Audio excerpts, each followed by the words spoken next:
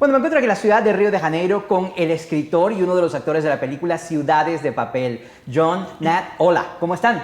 Hola. Hola, muy bien. Muy bien. Oh, that's Muy good bien. Spanish. What did I say? You said muy bien. Muy bien.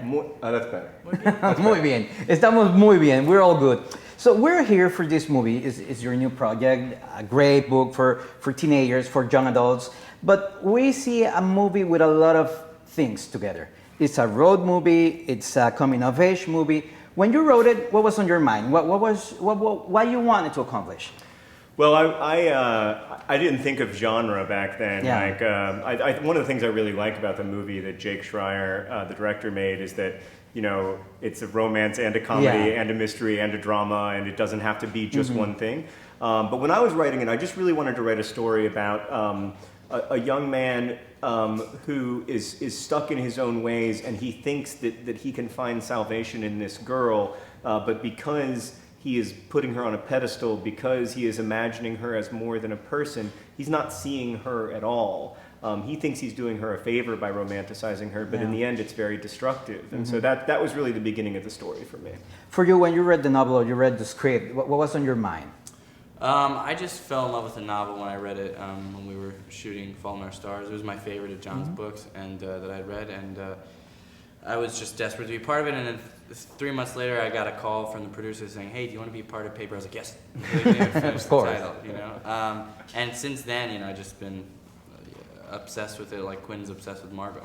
We were really lucky to have Nat.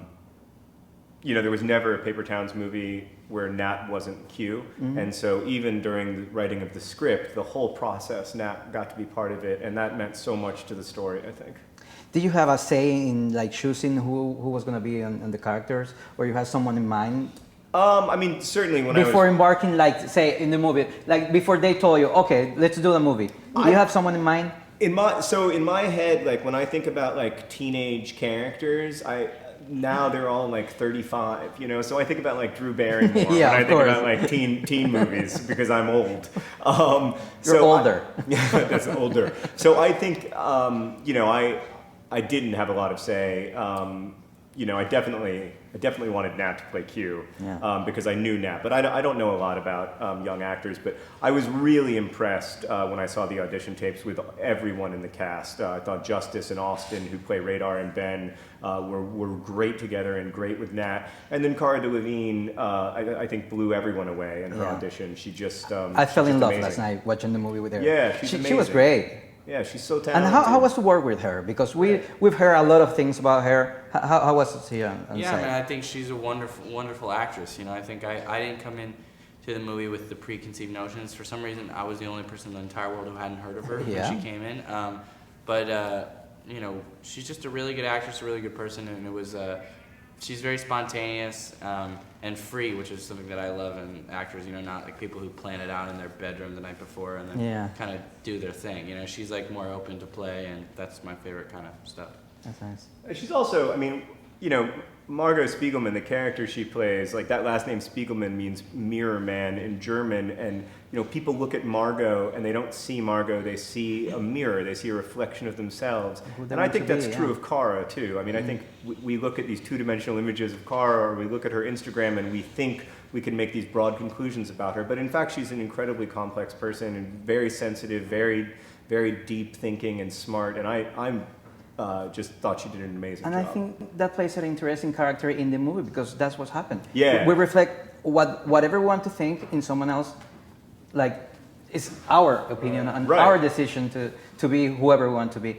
Bringing the book to the movie, people, diehard fans are going to miss something, or they're going to get something extra in the movie? I think both. I mean, I think they get some extra things. Like there are some things that are frankly just better about the movie. The character of Angela, played by Jazz Sinclair, has a much larger role in the movie, and she's great in it. Her relationship with Radar is much more important in the movie, and I thought it's some of my favorite stuff in the movie.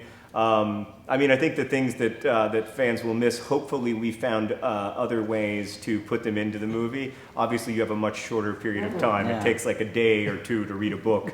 You only have an hour and a half or 2 hours to make a movie. So But hopefully the feelings are still there, and the experiences of reading the book will all still be there.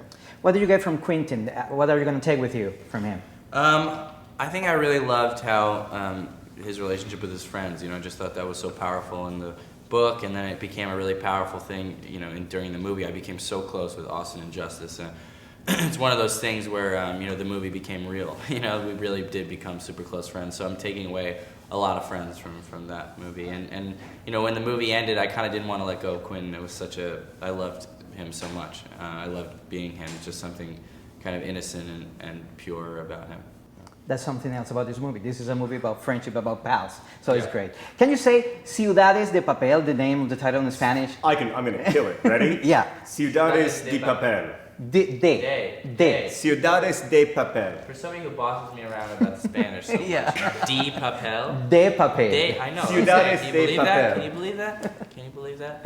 Well, Don't buy any more of his books. No. Gracias. Thank you so much. Ciudades de Papel. Muchas gracias. Muy bien. Gracias.